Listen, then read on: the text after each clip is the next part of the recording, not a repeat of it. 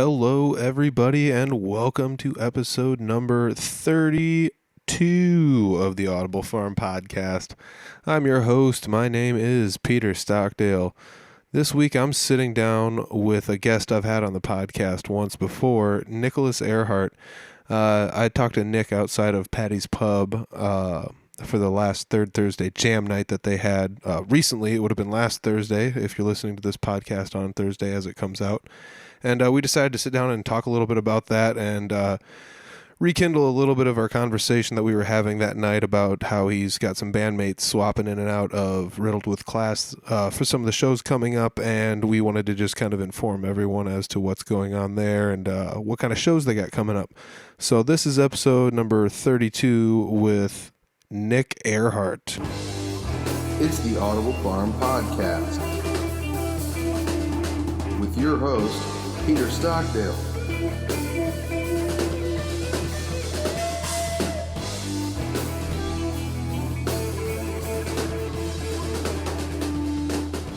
Sitting down with Nick Ehrhardt. You're back, man. What's up? Yeah, I got some pretty good reviews about the last time you were on. A lot of people said they enjoyed hearing what you had to say. And, I talk too much, so this is kind of a natural thing, I guess. It's good. I like having people on that can kind of, help me carry the burden a little bit, I guess. It's all makes Sure. my job all the more easier, too. So Sure. I wanted to discuss a few things with you today. One of them is we were talking the other night outside of the last Patty's Pub jam night, and Patty's Pub is closing, and that is the place where I guess everybody from, I'd say about a 50-mile radius or bigger would just kind of flock there on the third Thursday of every month and jam. Yeah. Gina's been extremely good to us over the years. I mean, even before Patty's Pub, she would have like ballroom shows. Back in the H-Town Hooligan days, we played some of those ballroom shows. We'd play, they called it the Monsters Ball, a big Halloween party. We did that one time up at the Third Floor Eagles for Gina, and then she got her own bar, and she's booked us a bunch of times. She's been a great friend, taking care of us, and it really sucks what's happening there. I mean, Yeah, I don't know the whole story, mostly because I don't pry into what else is kind of going on. But it's not. As far as I know, it's not due to bad business. I think the building just got sold, is what I've heard. Absolutely, that's exactly what happened. Yeah, the landlords, the owners of the building, decided to sell it, and unfortunately, Gina wasn't given the first crack at it, and for whatever reason, that's how it went, I guess. Yeah, man, that's a real bummer. That was a great place to go play, and they've got a lot of shows coming up. I think Jeremy, he's been on the podcast. Yeah, He's shutting it down, and rightfully so. I don't know if there's anybody in the area that could quite call that place home as much as Mr. Jeremy Ober.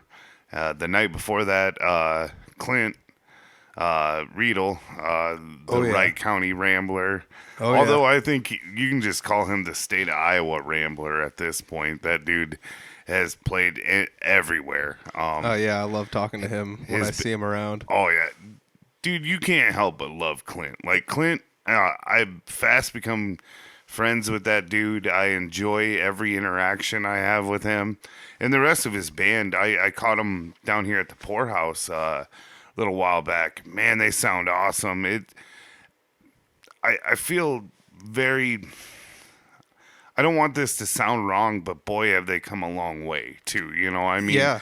I was blown away the last time I saw them, and they got Brad Hofing playing bass, and Brad is like, I think Brad told me once he'd rather be a sound guy than a bass player, which I thought was the weirdest damn thing I'd ever heard in my life. Brad's like really good at just, you throw him something on the fly and he can do it. Oh, yeah, and he is a fantastic musician. Yeah. But like sound stuff, he's come, he showed up, we were in Manson over at Shoreside one night, and Brad showed up with Clint actually, and I think Jordan might have been there too. And then I'm just going to say Caleb's name because we haven't said Caleb's name there. And now I've named the whole band. There you go. But those guys are my buddies. But Brad showed up and he starts talking to me about all this sound stuff.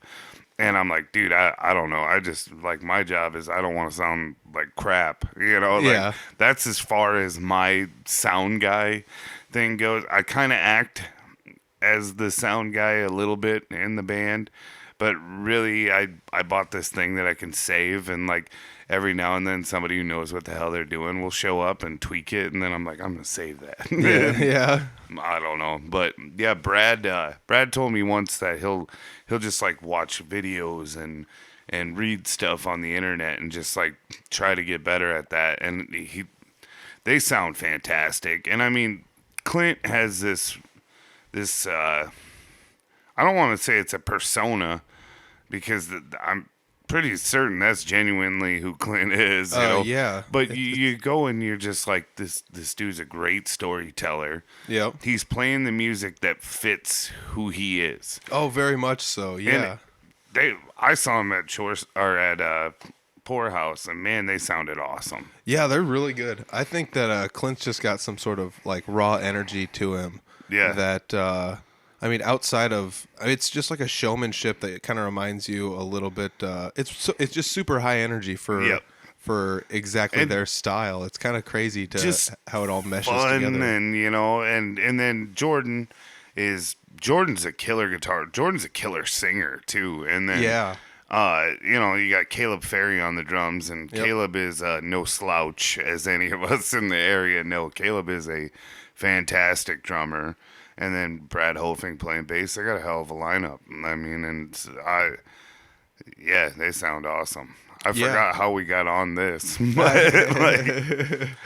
I don't know. We were just talking about. Oh yeah, they're playing there the Friday night before Jeremy. So they got a good weekend planned. That last weekend down there, and there's my phone. That's awesome. But it stinks that it's coming to an end, but it's awesome to see. I mean, we were there April 6th, I think. And we packed that place. We had a great turnout. We had a lot of fun. I was there at the jam night. I got up and played a couple of songs.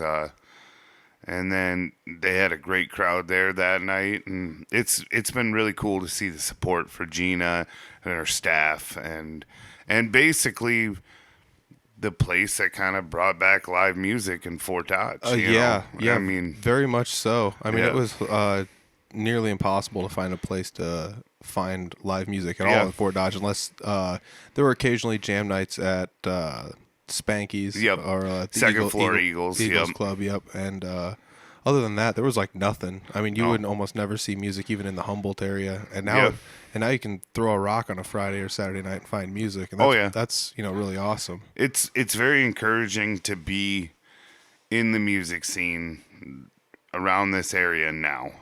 There's a lot more going on than there has been. It's a blast. I mean, to be here now, and things with my band have suddenly, the last 2 years or so have really kind of taken off, and we've seen an increased demand for us, and that's been great. And then you go out, and if we're not playing, usually I drive 4 blocks from my house and go watch a band. Exactly. The Poorhouse has been great. I know Kathy at the Prowler is kind of trying to fire that up too, and I mean, I played the Prowler earlier this year. I think as far as I know, it was under different management. It was, but there was a little change there. But at the same rate, there's still other bands that play, or other places that occasionally have music. In Humboldt, I mean, the Prowler's no stranger to having music. Oh yeah. I remember one time going there, and I didn't know they had music, and Chris Carr band showed up and played, and I was like, "What?" I was there the same night, actually, and then so that was really neat. We played there once. It was a while back, and I mean, I've seen several different acts there. There's a band. I know the bass players from here in town, but they're called Fallen Rock, and they were there a couple of times when Lincoln was managing the bar. Yeah. And yeah. Yeah. But there's a lot of places now all of a sudden in both Humboldt and Fort Dodge that are having bands. They've been very good to my band in particular, which I genuinely appreciate, and Yeah, I have nothing but great things to say about all the places that have booked us up in the area, because we, for the most part, ask for a rate and they oftentimes accept it, and we stay within a decent price range. Sure. And it's Sure. it's something that, like, as a band, for what you're bringing, where you're bringing it, how you present yourself, et cetera, et cetera. I've talked to multiple bands. I see where their price ranges are at, and we came up with a number for us, to travel, and it seems to work for us for the most part to travel out of town for. And That's the hardest part, I think, about booking is, setting your values, and trying not to be too stubborn with it, where like if you're splitting up, whatever amount you're making amongst 4 guys or whatever, the difference between playing and not playing might ultimately be $25 for you, or whatever. And I tried. I mean, we understand. We've been doing this for a little while, and I think we got a good rate, and we good enough to keep us busy, I guess. So yeah, and that's finding the sweet spot right there. Is finding how much you're willing to charge to, actually make the money that you want to make, and put the time in that you want to put the time into. And I mean, obviously, I don't think any of us got started doing this strictly for the money. No. If you did, you're crazy, because I think if you add up, especially if you're a gearhead, like, I like gear, and I'm looking around. There's some gear sitting around here. Yeah, that's the way it goes. But like, you're never gonna do it only for the money. But also, if you sell yourself short too many times, I mean, it's tough to make up the ground positive on that end. That's definitely for real. Like, if you sell yourself short a couple too many times, then you end up not being able to catch up on the back end, even just a couple years later, even if you have nicer equipment, even if, I mean, as far as like a traveling band, sometimes you need to provide your own PA, depending on where you're going, which sometimes you need to provide your own lights, and depending on what you got, that makes all the difference. One issue, I mean, you look at, and I don't even have an expensive PA, but if something breaks on that, I'm looking at $1,500 to replace it. Yeah. And I might have a week to do it, and exactly. And then it's scramble the credit card, and whatever. And then, no kidding. I mean, so you got, and then cables, some of the stuff you don't think about. What I'm getting, a PA set up, and never thought I need that many damn cables, Dude, and that was something I think about every now and then, is just like the amount of money I've spent on just feet of cables is astronomical. I mean, cases to put stuff in, and it just, I think I just built like a crappy Nick Ehrhardt had no money version of a road case, actually, because cables, we've been running them in suitcases, for years. That's a great cheat, though. For any like new musicians out there. Like if you're gonna travel it's somewhere. Junk days right now. Go look around. There's suitcases everywhere. Bingo! It's somebody that's just like the zipper broke off of this luggage, whatever, and and they just throw it out, throw it on the curb. Yep. And you can fit a lot of cables in them.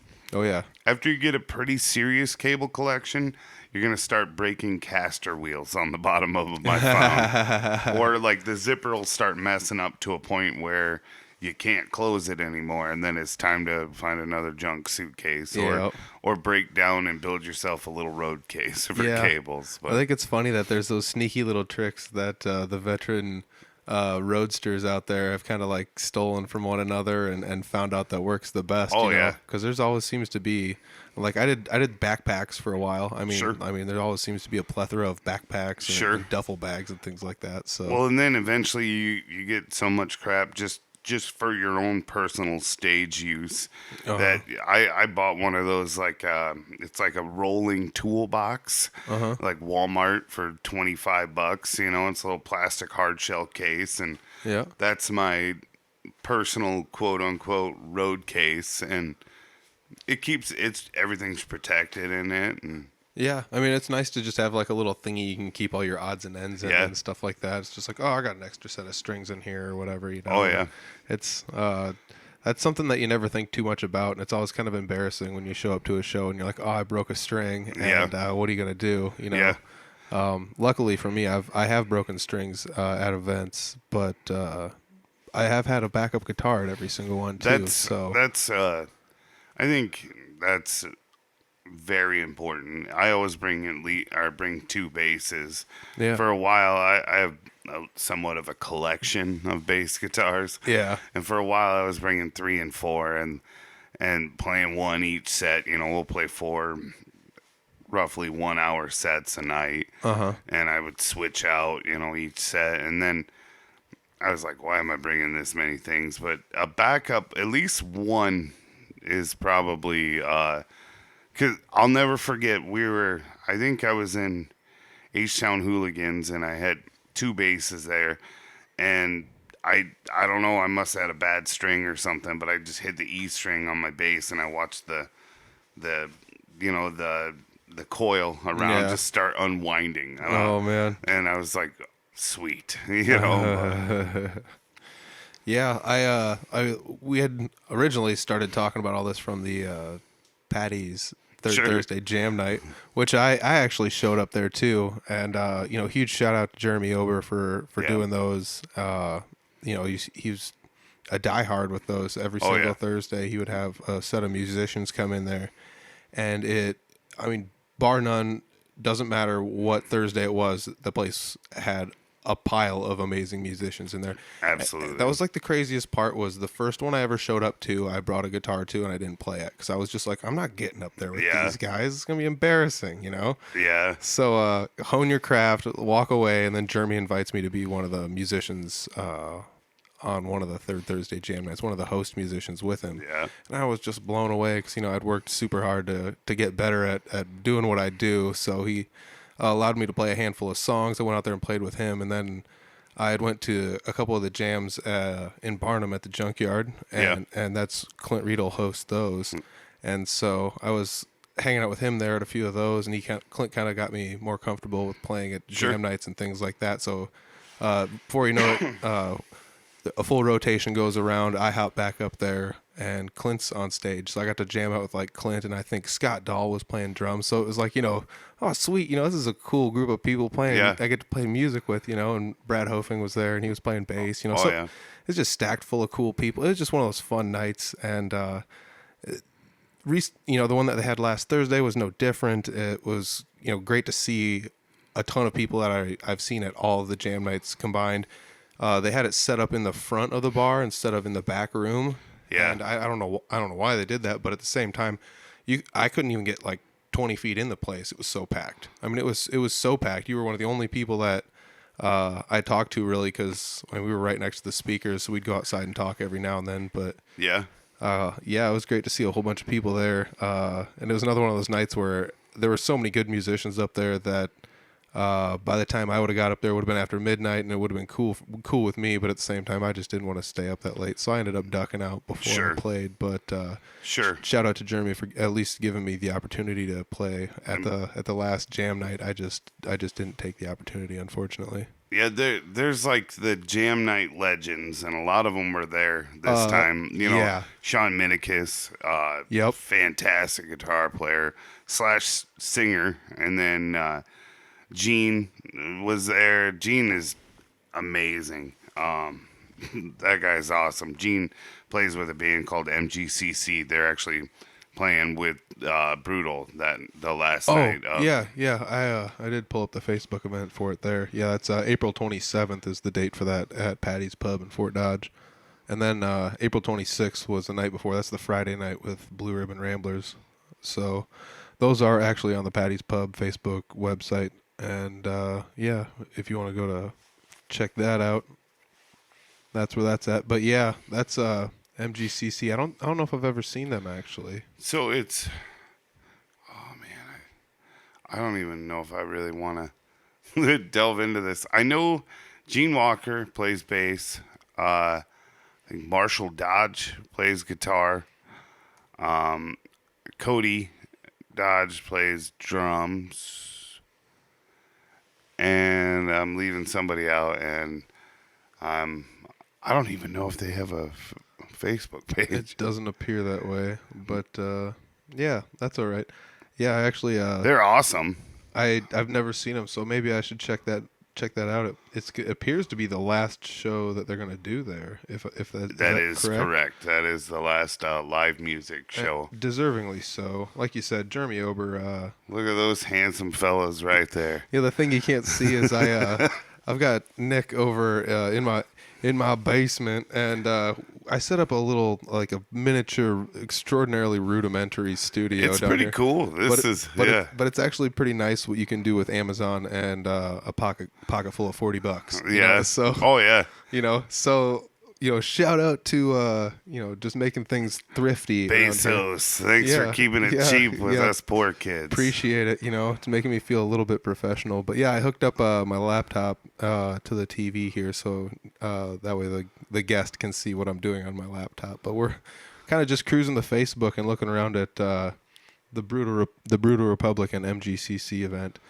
And I definitely clicked interested on that one for sure. So I can't wait to check that one out. I hope I can make it. I'm not really good at remembering what I have going on lately because I'm so busy. But I just click interested on pretty much everything and hope for the best.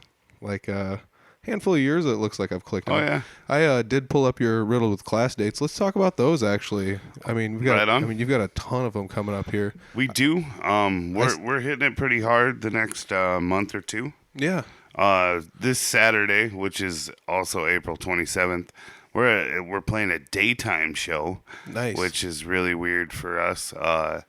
That actually at Zylstra Harley Davidson in Ames, Iowa. Well, that's gonna be cool. Yep, they call it the Spring Hog Roast. So is that at the Harley Davidson place there? Yep, right at the dealership. Oh, there. Sweet. Yep. You ever own a Harley? I currently own one. I've ride owned a couple. You gotta ride it down there, make somebody else haul your gear, and just ride the Harley in. I wish I could. I will not be doing that. I have actually. So this is an all ages show. And believe it or not, my 9-year-old daughter, who could give a crap less about me playing music, is going to come to this one. So we'll see what she thinks, I guess. Yeah, she'll probably not care at all. But yeah, so we got that. And so if you're looking for something to do on Saturday, you could do the daytime thing with us, and then you could haul it back and go watch Jeremy and the boys at Patty's. But then I think we get a weekend off, and then we're playing in Barnum, Iowa, at the junkyard there. Ashton booked us. We were supposed to play back there in February, and then we got that torrential snowstorm. Yeah, man. So we had to reschedule. Dude, I never told anybody this out on the podcast, but I ended up getting stuck out in that snowstorm. Really? And if you see me in person, ask me about that. There's a nice fun story about that. It's this isn't the time or place, but there's a fun story about that. A lot of people did on that one. I think a lot of people thought, "Oh, it can't be that bad." It was that bad. Yeah, there was a guy I went to school with that was in much worse condition than I was. Oh, yeah. He got stuck a lot farther away from a house. Yeah. Yeah, my whole situation was I was trying to be a good Samaritan, and I stopped to shovel somebody out. And in the process, when I was done shoveling this person out, my car just sitting in the road instantly was drifted in, within 20 minutes. And so I was just like, well, I'm stuck here now. Yeah. So it was a bad deal. Yeah. And we never had really snow like that all year, and then all of a sudden, but then I think the week after that, we back in Fort Dodge at Sneakers. Sneakers has been really good to us over the years. That's too. cool. Dan and Holly, the owners, they take good care of us, and good crowd there for us. And we're starting that one's going to be weird. Actually, our drummer, Jake Merritt, who's a freaking beast on the drums, is playing with he's in a jazz trio, actually. Oh, wow. With Gabriel Alves and Alex Trevino, actually. Oh, cool. And so they're playing from 7 to 9 that night at River Hops. And Do they have a name or a Facebook I page think or it's anything? I don't know if they have a Facebook page, but it's the Gabriel Alves Trio. Oh, that is Yeah. cool. I'll have to check that out. And they are like, it was kind of cool. They played out at the winery, and I'm like, I gotta go out, and support my buddy, and check it out. And I'm genuinely interested. I don't know if you've ever seen Trevino play bass. Yeah, he was Holy he was crap. there at the jam night, right? Yeah. Yeah, that dude's good. Yeah, you and I were standing there watching him, and we both stepped outside for a second and started talking. We were just like staring at him through the glass, right through the front picture window, and we're just like, "Good Lord!" Yeah. It's crazy when, and this is no offense to anybody that was up there, but it's really crazy when the best musician on the stage is a bassist. Oh yeah. And like I said, it's nothing against anybody else that was up there, but Does not happen in my band at all. but yeah, he was destroying it up there. And, he's awesome. And then Gabriel, I saw him so. Two of my guys work down at Riemann Music in Fort Dodge. Cool. Jake and Greg, the Merritt brothers. So I was down there one time, and they're messing around with a piano, and so I'm just watching Gabriel, and I'm like, oh, that guy plays piano pretty good. Well, he wasn't even trying. And then, I go to their jazz thing, and Lib and I were sitting behind him, and I was just watching his hands move, and I'm like, I don't know how he does that. I can't think that fast. Yeah. But they're awesome. Jake's dad, John, is a jazz drummer. And so he's grown up with jazz, and he gets to do that. So he's doing that from 7 to 9. Well, Sneakers wanted us to start at 8, and I'm like, we got our drummer is kind of indisposed, and so I shouted out there. I was like, Levi and I have played some acoustic together, so we're gonna open the night with acoustic, and our acoustic stuff ranges from we do some stuff we even throw in a couple of country songs we think are cool when we're doing the acoustic stuff, and to we do an acoustic rendition of Snuff by Slipknot, and it's very weird. And I'm a bass player, so I'm always like, what the hell am I doing here, But so it'll be fun to try that out, and that's your May 18th at Sneakers. Yep, that's gonna be fun. So that's how we do that, and then we got a couple of street dances coming up and stuff. Oh, actually. sweet. I mean, there's a lot on there's a ton of shows. I actually just pulled up your Facebook page here not too long ago, and it's at Riddled With Class on Facebook. Yep. If you want to check that out, there's you can go to their events tab and just click on that, and there's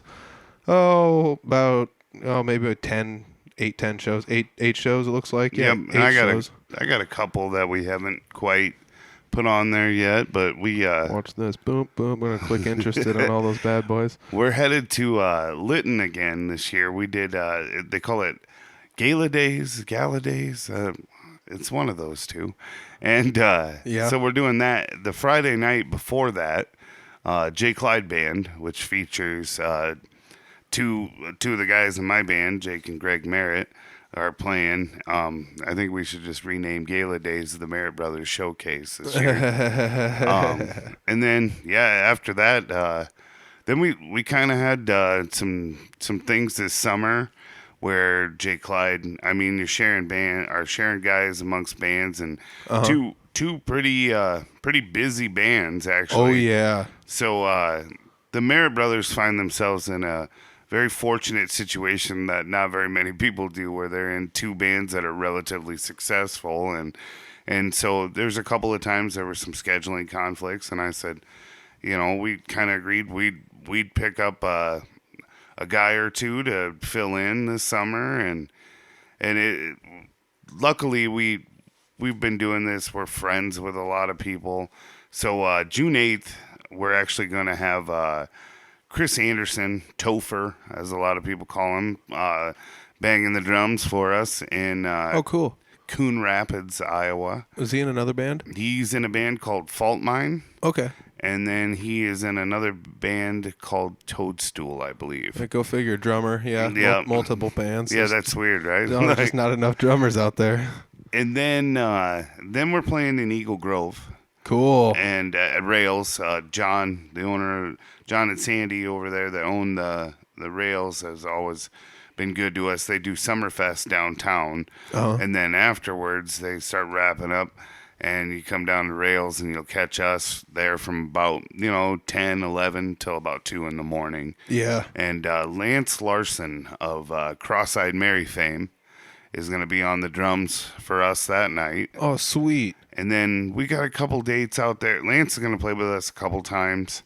Lance has been around. I think he was in the ski band for a little while. Yeah. I want to say that he contacted me. I need to get a hold of him again. Lance, if you're listening. Yeah. Hit me up again. Just jammed with him last night, actually. I was texting with Pete about this last night, and I should have said something to him. Yeah, I did send you a message late that was like, Yeah. hey, tell everybody that I'm looking for guests here. And but yeah, that's gonna be cool actually getting to jam out with some other people. We decided, Levi and I kind of decided, like, hey, when we're playing with these other guys, let's make the show well, obviously it has to be a little different, You're talking about, like, there's 4 or 5 songs a night that Greg sings that I'm not picking up that responsibility.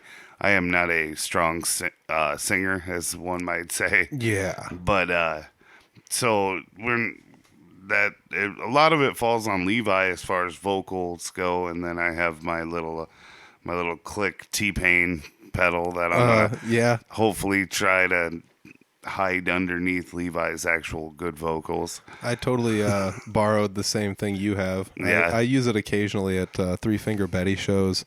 I've debated using it at other shows, and the thing I've found is a lot of sound guys are just like, what the hell is that thing? Yeah. And I'm just like, it's just a vocal processing unit. And they're like, okay. They get mad about it. It's like, you just plug the microphone cable in. I got the rest of it, buddy. Don't worry about it. Yeah, and you've messed with it, I'm sure. Yep. You can get stupid with it, or you can use it to, like, try to fix yourself to be, like, it's a little bit better. Yeah, it's not going to take, like, Biz Markie and turn him into Celine Dion or anything like that. No. But, it might even it out a little bit. Yeah. It's like a little bit of pitch correction also with like a whammy effect. Yeah. You can go up an octave or down an octave with it, which is kind of fun. With the gender thing on there. Yeah. I used to, I don't drink that much at shows anymore, but we play a song from early 2000s, I think it was, by a band called Wheatus. Okay. Called Teenage Dirtbag. Oh, yeah. Everybody knows that song. And then, so you're playing that song, and there's this part where a girl sings the part, and obviously you can probably tell that's not really in my vocal range. Yeah, no. So I would crank it up to full T-Pain mode, as I call it, which is the hard pitch correction. And then on top of it, crank it to full female gender correction on it. And it was a damn monstrosity is what it was. And it was good for a laugh, and that's what I was going for. I mean, yes, that's some of it. Is like, you don't have to just like be that kick-ass band all the time. Yep. Like, you can have a little bit of fun with it. Yeah. The first example of that I saw was Chris Carr Band, and they busted out some kazoos. Yeah. And they weren't quite, well, they're not quite kazoos, but and I was just like, oh man, these guys they take themselves seriously, but at the same time they can still go up there and have fun doing whatever they're doing, and that's one of the funnest things you can actually like find about like going to see a band live, is just watching them have fun doing all the things that they're doing. And yeah, that's definitely it. It plays a part. Thanks for liking that, Lucas. yeah. It's this is actually kind of fun having live, real-time Facebook stuff going on here. Yeah, it's hilarious. So, and then we're gonna add a guitar player for a show or two to Josh Stewart. He's of Tantrum to Blind fame. He's plays guitar with them. I think a little bit of bass with them. those guys have always been great friends of ours, and so Josh and Levi go way, way back, and he's a hell of a guitar player, and he's gonna play our A-Bait show with us. Oh, cool. Yeah, Yep. yeah. That A-Bait show is going to be tons of fun. 4th of July. You're playing on the 4th? We're playing on the 3rd. All right. I think. Let Yeah, me, I don't know how that went about. let me pull up the event and actually see if it's in the description here. I don't know if I actually have made like a separate event for that. I think that's the rally. We're the rally pre-party band, actually, for the second straight consecutive year. The night we're playing, it's in the afternoon, and then we are followed by oh man, I feel really bad for Wild Ambition, who's doing Celebration this year too, actually. Oh, that's cool. Yep. They did yep, there we are. There it is. Yeah. Yep. Wednesday, July 3rd. Yep. 3 o'clock until, I guess, 7 or so. Yeah, we'll be Riddled With Class, and then 8 to midnight's Wild Ambition. Yep. And Mike Hayes, he's hooked us up 2 years in a row. Jeff Hoker up there. They run a hell of a party in Algona, Iowa. One thing I think sometimes people, you see people, well, why don't you have this band? I think sometimes people forget A-Bait's a biker rally and not necessarily a music festival. Yeah, definitely. But they're pulling in great bands for this biker rally. Oh, and most certainly. I know Libby. Libby is my significant other. I've referenced her quite a few times here. Hi, Lib. She is very she is very excited to see Shaman's Harvest up there. They're a band out of Missouri. They had a couple of hits, and they're kind of they're an up and up band. They're kind of on their way up. They've been on tour with some major bands, and we've caught them a couple of times. But yeah, we're very excited to be a part of A-Bait, and we'll continue to do so until they don't invite us anymore. No kidding. Yeah, that's actually a really cool event to get to go to and showcase in front of, because there's people from all across Iowa and all across the U.S. that come into that event to see all sorts of bands. And like you said, the bands aren't like the focal point of the event. It's bikers and biker culture, and they're just out there having fun doing whatever they're doing. And it's a great time. I've never actually been to one as an adult. I remember going through one as a young child, just driving through one and just being like, "Holy cow, this is like it's just a rager of a party the whole time." Oh yeah, it actually is. It's kind of cool to be the live band entertaining those people. Oh yeah, and so that's the night we play, it's kind of so. There's obviously there's Thursday, Friday, Saturday, and then it kind of wraps up Sunday, but the crew is there like 2 weeks before that, getting everything ready. Oh, no way. And so the way it was explained to me is the show we play, like, it's open to the public, but it's almost for the people putting it on, because the next 3 days they're going to be swamped. Yeah, that makes sense. And so it's been a great thing for us, and we, like I said, we'll continue to do it until Mr. Hayes or Mr. Hoker don't contact us anymore. So, yeah, man, I was just looking through some of your past events. You've been packing a lot of shows in here. I mean, it's you've got at least 10 shows, about 10 shows under your belt already this year, and another 10 on the way. So, I mean, you're going to break that 40, 50 shows this year barrier probably pretty easy, even though you're sharing bandmates. And yeah, we stay busy. Yeah. And we got a couple, here and there. And then this summer gets kind of crazy.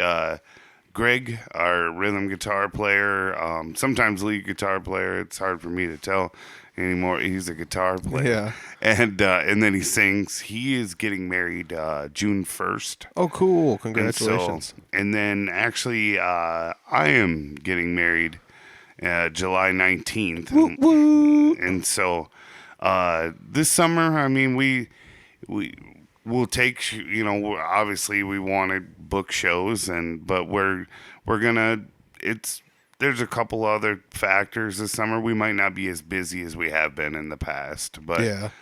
but I mean, it makes sense. Life, man. yep. You gotta go yeah. out. You gotta go out and enjoy life. Oh yeah. And that comes back to, I think, a little bit what we were talking about was how much you want to value yourself. Because it's not that bands don't want to go play places, but sometimes it's got to be worth your time. Like, Yep.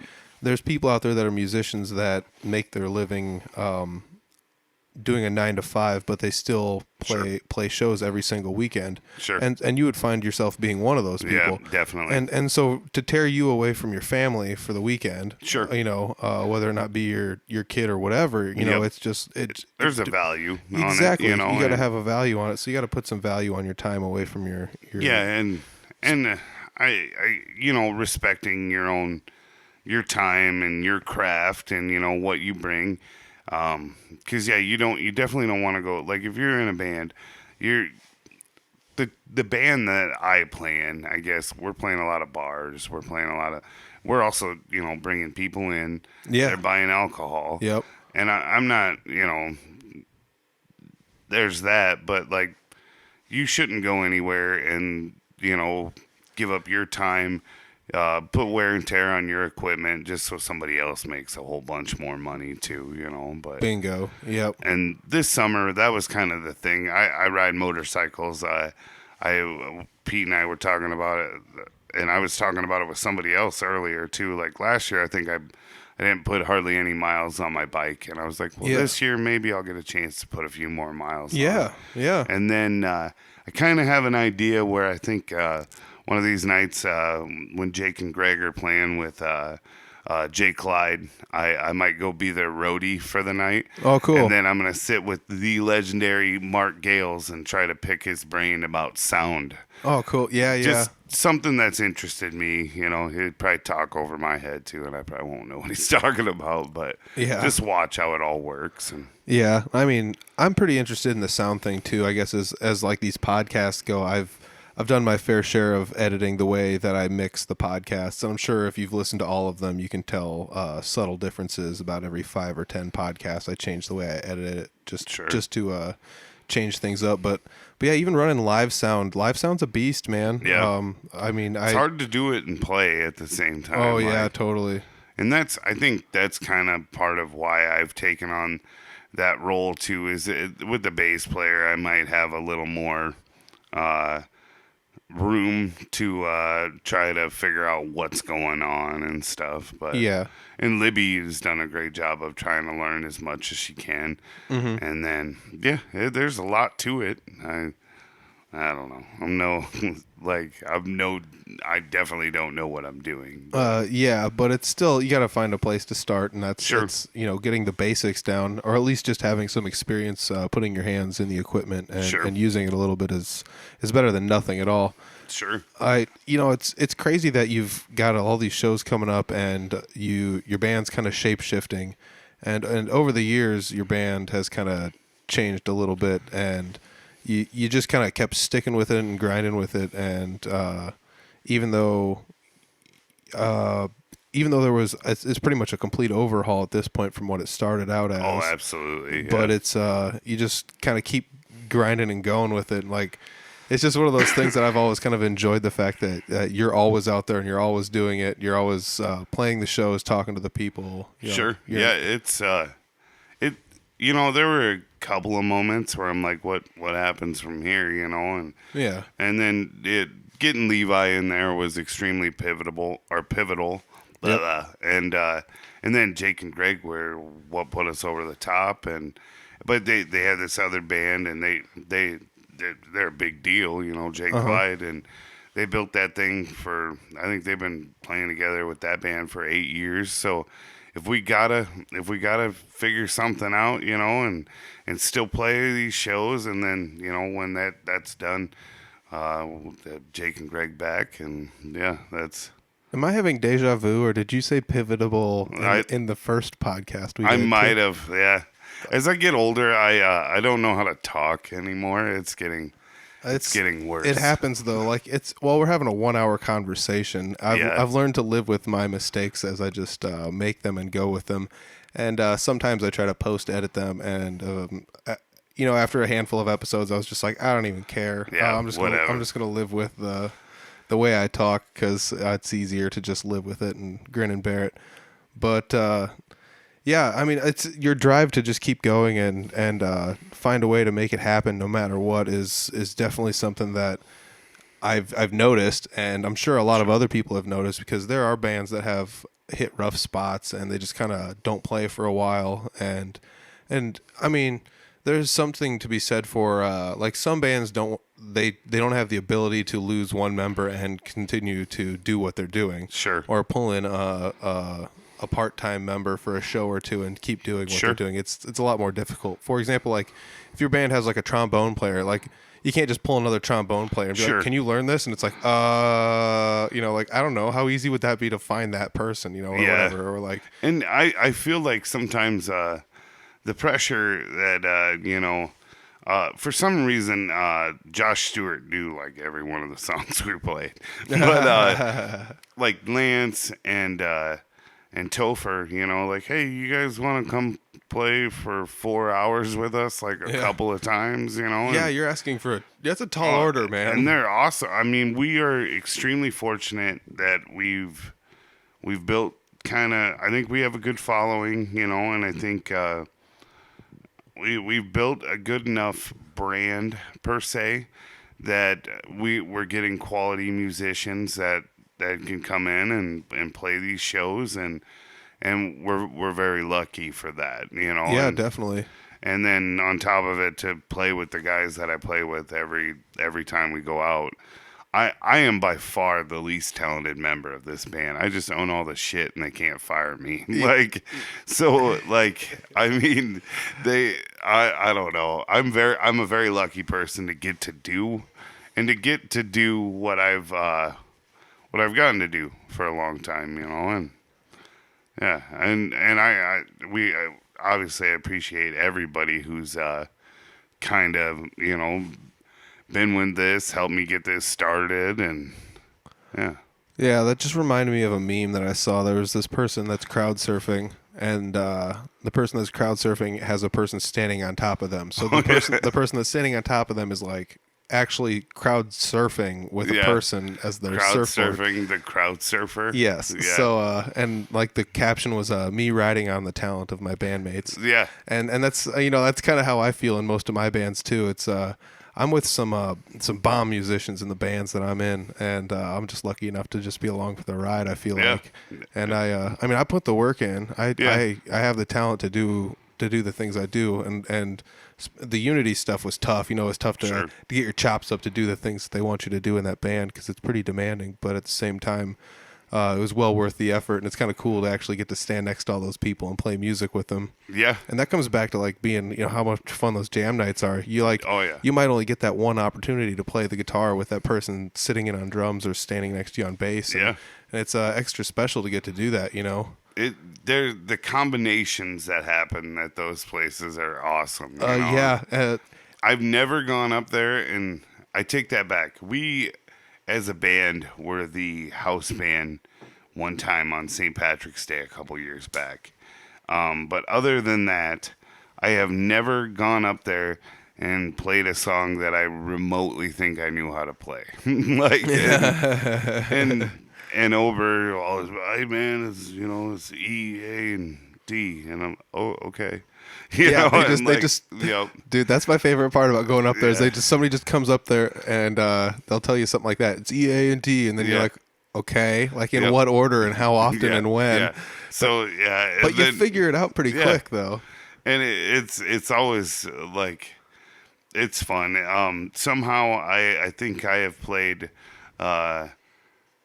Knocking on Heaven's Door like 47 times at jam nights. Some sort of blues tune in G. Yeah. There's those jam night favorites, you know. Yeah, definitely. And well, I've got mine, that's for sure. Yeah. I mean, if I play at a jam night, you probably bet your house on the fact that I'm gonna play "Going Down" by Freddie King. Sure, and we did that one in the stockyard. Yeah. I mean, that's just my jam right there. I love that song so much. I got a pretty good Ober jam night story, actually. We were up and we were playing at Patty's, and this kid comes up, and I always feel like a dick because I can't remember the names and stuff. This kid comes up, and I look over at him, and Jeremy's like, "What are we going to play?" You know, and I was like, I look over at this kid. He's got long hair and a jean jacket on. I'm like, this dude knows some Metallica, you know? And so I'm like, let's do Enter Sandman. And Jeremy's like, no, you know, like, let's do it. The other guy's like super into it. And Jeremy, this is gonna be a shit show, man. It absolutely was one too. Like, but I didn't realize, I had no idea how to play it until about halfway in, and I don't know. That's the fun thing about jam nights, though, too, is like, you go up and you're like, I'll try, you know, and if you're not confident enough to just try it, get there somehow, you know? Yeah, exactly. That was probably the thing I regret the most, was not putting the time in to get good enough to be confident enough to go up to those things. And I have to give, like, the biggest shout out to Clint Riedel and Jeremy Ober for building my confidence up. I went to so many Barnum jam nights and didn't participate until, like, one night. You know, I mean, Clint was always just, you know, get up here, come on. And then one night, Jeremy just, like, walks over and hands me the guitar, and he's just like, I'm going to sit down. And I was just like, oh, okay. Yeah. Like, so I better get up here then, you know. And over there in Barnum, it's a very inclusive jam there. Yeah. I mean, Clint's the nicest dude you're ever going to meet, you know, and he does a great job, and they've had young people over there, you know, for the jam nights. Yep. Their first jam. Jeremy brings one of his students that kid's not really a student anymore, like, to the one in Fort Dodge, you know. It's awesome to watch. I'm not sure that kid's name, but he is phenomenally good. So he looks like incredibly shy the entire time, and then, like, he'll rip this solo, and you're like, wow. And then when he's done with the solo, everybody cheers. Yeah. And he gets this, like, smirk on his face, you know? Yeah, justifiably. It makes everybody else in the room feel good, you know? Like, man, it's one of those things where it's just like, man, this kid is so good.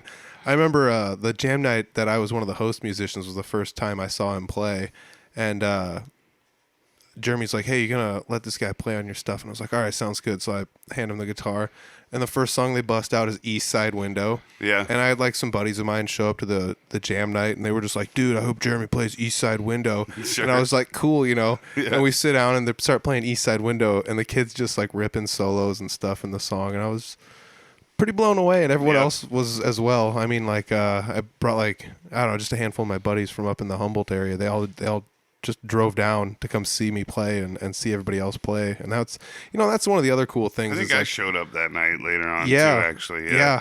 We were one person shy of having a mini stockyard reunion at that show.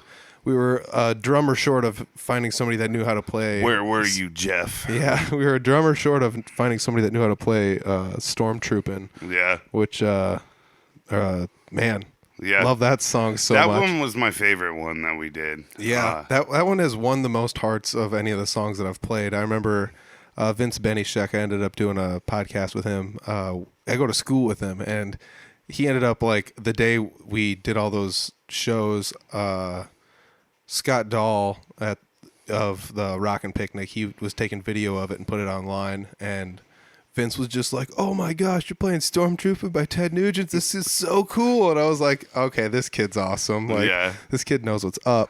So, yeah, and it's kind of fun because I, got to know Vince better and took him to a jam night. We ended up going to the jam night in Bode at the Red Lantern. Sure.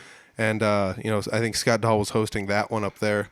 Yeah, I think those were kind of his baby, weren't they? Yeah, I believe so. Yeah. And, that was, shout out to Scott for letting us get up there. We ended up playing a handful of songs, and man, I have so much fun at jam nights. I always get nervous going up there because it seems like no matter what jam night you go to, at least in my situation, I'm going to be one of the least talented people to go up and play the guitar.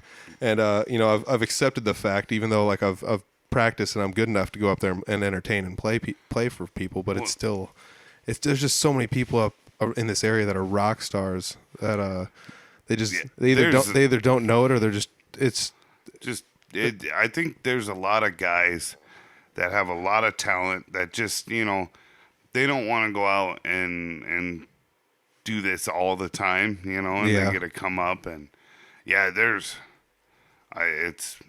it always blows me away how much talent there is at any given jam night, and yeah, and it really just it's so unfortunate that Patty's third Thursday jam night's closing down and Patty's is closing down and it's no more of that. And I'm wondering if there's going to be another one of those that's going to pop up somewhere now that Jeremy's got a third Thursday free every month.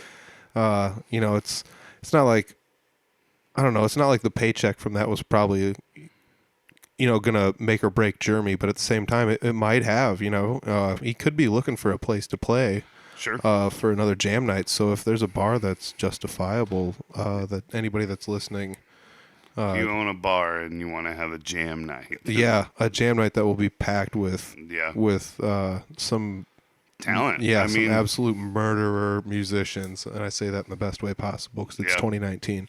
Yeah. Sorry. Oh yeah, I know they've kind of tried. That one was always the big one in the area. I guess. And then, I need to make it over to Barnum on a Tuesday night more often than I do.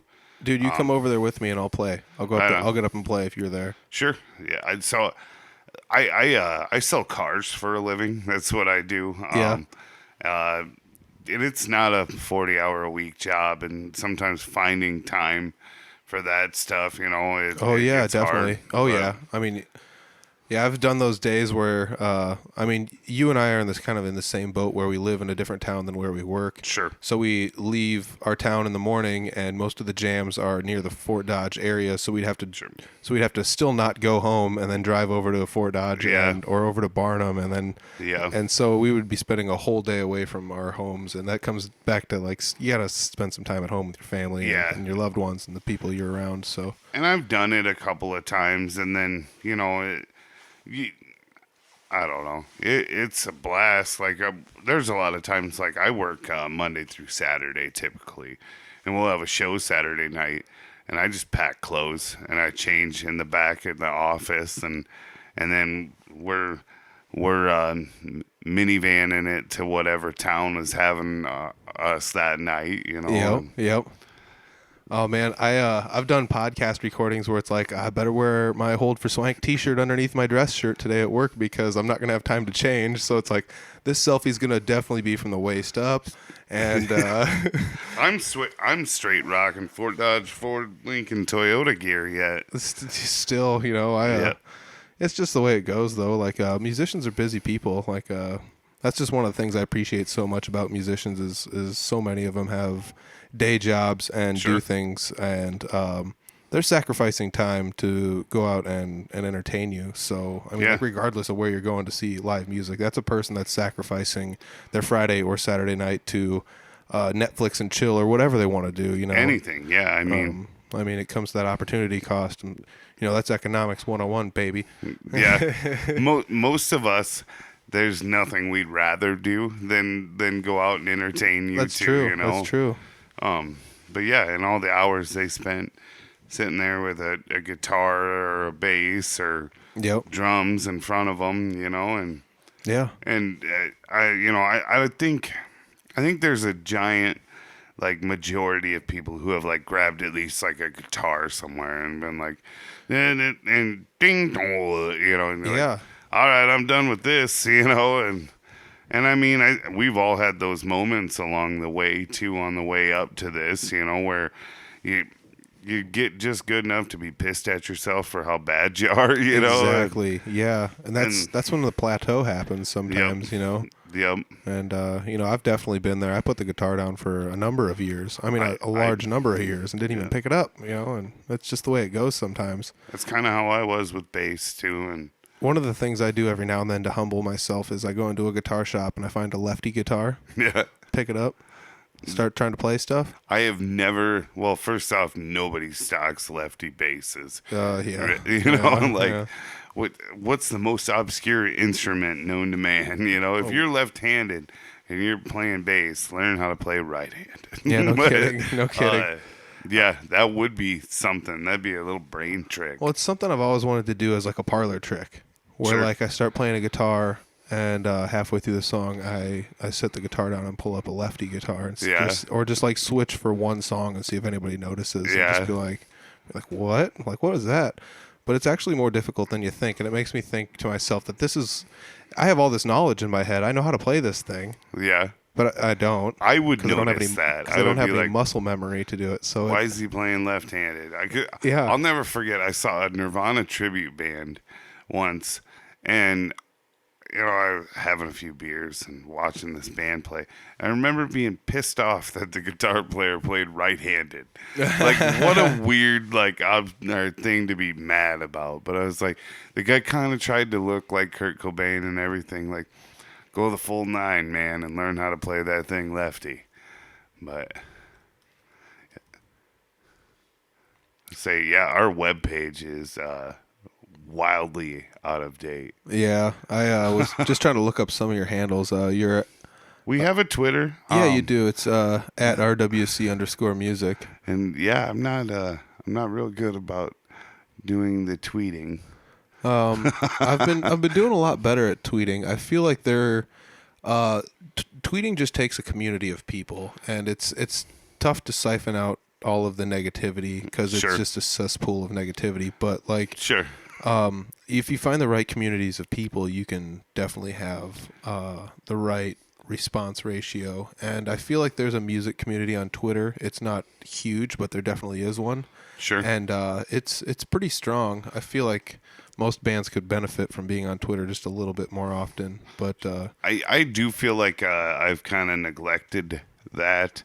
I've made a valiant effort to try to make our Facebook a little more entertaining than it has been. yeah, there's definitely some fun posts on your guys' Facebook. And I've also, the Instagram. I try to get on there and try to, I don't know, at least post pictures of myself and the other guys, and just, be a little more present. There's the Dave Grohl one. Yeah. Oh, there goes my hero. Yeah. Instagram's probably another great place for bands to kind of hang out on. Your Instagram is at Riddled With Class, and your Facebook is also at Riddled With Class. But the Twitter is at RWC_music. It looks like you guys haven't posted in a while, but there are some apps you can set up. Do you guys use like Reverb Nation or anything like just no, Facebook? not really. Yeah, just Facebook for the most part. You can set up your Facebook to auto post over.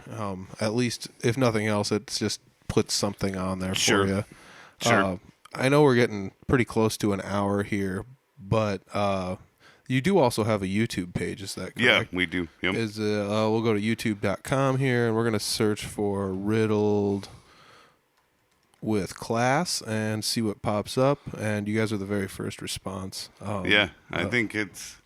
And there it is. So throw them a subscribe. I'm sure we talked about all this stuff in the last podcast that you and I did. But what kind of... You're a cover band. What kind of songs do you guys normally play? For the most part, we are a 90s and newer alternative rock cover band. You're going to find some weird stuff in there, but there's a lot of Foo Fighters, a lot of Blink-182, an alarming amount of Weezer. I'd never noticed that we play them. Weezer's awesome, but I never kind of picked up that we're playing so many Weezer songs. That kind of stuff, we've added, we got some heavier stuff in there too. We've done obviously Rage Against the Machine, Tool. Yeah. Oh yeah. Killswitch Engage. Yep. Just started doing a Nine Inch Nails tune not that long ago, which is kind of fun. And we just kind of try to switch it all up. Try to be fun, and give you guys something to come see and have a good time with. Well, I've definitely noticed every time I've gone to see you guys play is I first and foremost I have a good time. I know it doesn't mean much coming from me because I'm like in the circle of musicians Sure. around the area, but you guys always make the crowd move, and that's one of the things Sure. I always enjoyed was you can go into a bar where it's not like people don't pay attention to the band, but people will like crowd around you guys and watch you play instead of just sitting around and talking, which is a cool thing to see. It's very cool to be in front of that. Yeah, We it sucks to be that band that's out there trying to get people to stand closer, Sure. and you guys don't ever have to ask for that. Sure. And I mean, for the band that's out there trying to get people to stand closer, we've also been there.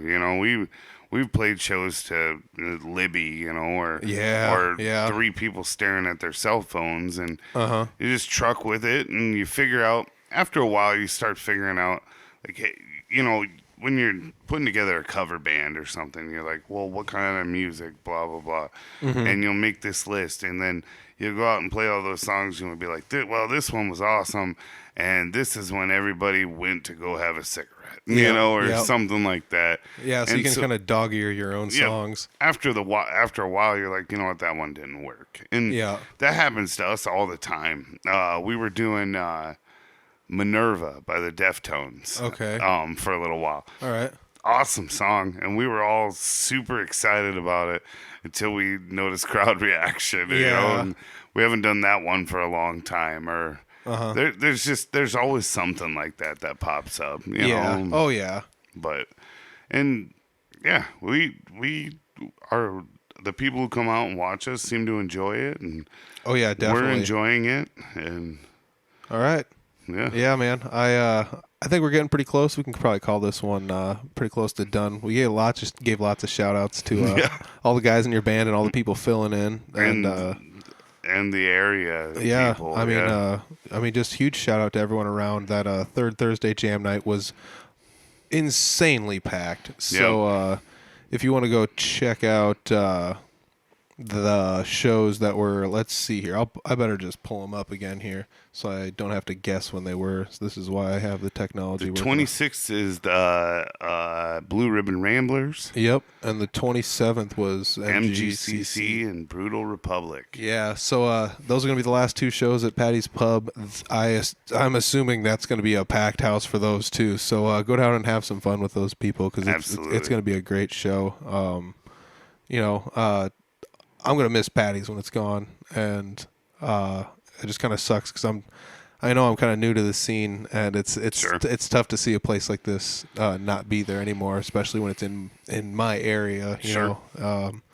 So there's going to be some big shoes to fill for the bars in the area, and I know they'll step up, but it's still kind of it's a big blow, man. It's a big blow to the music scene. So I hope to see everybody out at the jam nights that I'm assuming are just going to start popping up around because they're going to need to. That's all I got to say. Yeah. There's going to be some itchy musicians out there. Oh, yeah.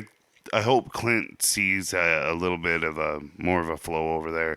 The people who own the Junkyard in Barnum are awesome, too. The Dillons. Yep. Eric and Cassie, and Ashton manages the place. Ashton's been a great friend of ours too. Oh yeah, Ashton's a cool guy. Yep, and hopefully Clint will see a little more influx over there on his Tuesdays. And and I think he does one almost every Tuesday. I think it is every Tuesday. I think so too. They almost never skip a Tuesday, and if they do, it's on their Facebook site. Sure. So if you're in the area, make sure you check out the Junkyard Bar and Grill in Barnum. Their Facebook website. Or their Facebook site. It's not a website. Sure. But yeah, that's gonna be your next chance to hit up a jam night. It looks like. Otherwise, hit up that April 26th and 27th show at Patty's. But you also have your own show coming up. April 27th. Yeah. Zylstra Harley Davidson in Ames, Iowa. That's gonna be super neat. At noon. That's gonna be super cool. And then we're back in the area in Barnum. On the May 11th and May 18th back in Fort Dodge. Yeah, speaking of the Junkyard, back at the Junkyard. There we go. So got a couple shows coming up. Check out Riddled With Class online. Thanks for joining me on the podcast this week, Nick. Anytime, Pete. I love having you here, so appreciate it. Hey, there's another one in the bank. huge shout out to Nick for stopping by on the podcast again. I very seriously got a lot of really good reviews from the first time he was on. A lot of people came up to me at shows and jam nights and things like that and told me how good it was. So I was really happy to actually get to sit down and talk with him again. I was in a little bit of a bind this week once again. Not to say that I needed a bailout, but as it goes sometimes you do need a bailout. So I appreciate Nick for bailing me out this week. I've had a lot of cancellations and a lot of people passing on wanting to jump on the podcast. Either they say they're going to, or then they don't, or they agree to meet up with me in a location and then ignore my phone calls when I show up. So it's kind of frustrating. I'm gonna try to do my best to make this work online somehow. I've set up a little mini studio at my house to hopefully make it a little more enticing for people to come over. It's surely nothing fancy. It ain't the Hilton, that's for sure, but it's a nice place to be if you guys want to come hang out and talk with me for about an hour. I'll do my best with all the hospitality I have available to me right here. So I would appreciate it. If anybody wants to be a guest, go ahead and hit us up on the Audible Farm website, www.audiblefarm.com. There's a form there you can fill out. It'll send me an email, and I will get back to you as soon as I can about being a guest. Like I said, I can go on the road. I've got a new portable setup I'm going to try out, so things are changing here, and I'm just trying to streamline everything the best I can to go to the places I need to go to talk to the people that you guys want to hear from, and that's pretty much all. It's the only reason I'm doing this. I'm not making any money on it. It's just all for the love of music, guys. That's all it is. You can go to Facebook and like us on Facebook. You can follow us on Twitter and follow us on Instagram. All of those are at Audible Farm. As we discussed in the podcast, you can subscribe to the Audible Farm page on YouTube. You can go to youtube.com and type in Audible Farm in the search bar, and we are definitely there, so you can go check us out there. If you want to send us an email the old-fashioned way and not go to the cool website that we have designed with the help of the Iowa Podcast Network, you can definitely send us an email, audiblefarm@gmail.com. And speaking of the Iowa Podcast Network, special thanks to them. They've been a real big help to me for helping me gain some exposure and just bouncing ideas off of people for podcasts and things like that. Some of the people there are novice, and some of the people there are real professionals. And I'm just having a blast getting to know all the people there and interacting with them online. A lot of us are really busy on Twitter, so if you want to talk to us on Twitter, that'd be really awesome. A lot of us are just happy to hear from people. So huge shout out to everybody at Iowa Podcast Network. Keep grinding away. I love every one of you. Super appreciative of the community we have. Thanks, Michelle, for building that up for us. I appreciate it. Make sure you leave us a review. You can do that on Facebook. You can also do that on most podcast streaming services. So check around, see if you can leave us 5 stars, winky faces, thumbs up, whatever you got to do to let everybody know that this podcast is a fun one and you enjoy listening to it.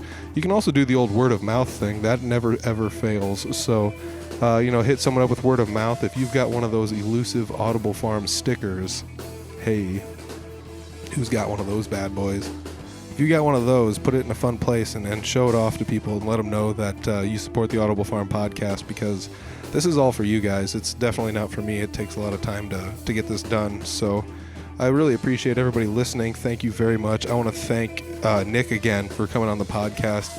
I always have such a great time sitting down and talking with him, and he's a really busy guy, so for him to take an hour or so out of his day and come over here and talk with me is really big, as it is for all of my guests. I really appreciate everything they've done for me thus far to make this podcast what it is, and I appreciate each and every one of you for listening. So, thank you very much. I will check you next week with another episode. Peace.